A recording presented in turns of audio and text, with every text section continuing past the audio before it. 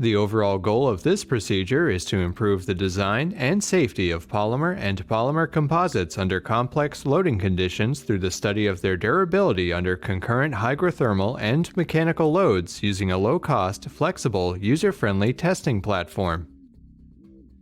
First, polymer composite specimens are positioned into a testing tank. Next, a constant 3-point bending load is applied and the specimen is concurrently immersed in fluid with creep loading.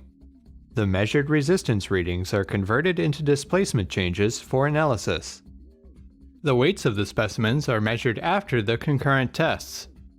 Lastly, the specimens are tested for their residual strength.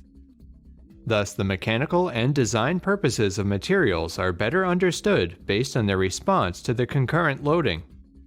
The main advantage of this platform over existing methods is that it is low cost, user-friendly, portable, and easily adaptable to other testing needs.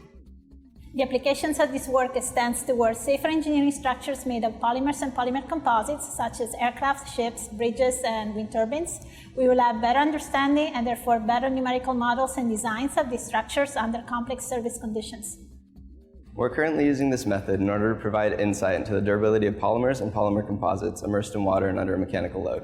However, it can also be applied to other situations, such as the durability of other materials that are routinely subjected to harsh chemicals during service. Generally, individuals new to this platform should pay attention to carefully positioning and loading the samples.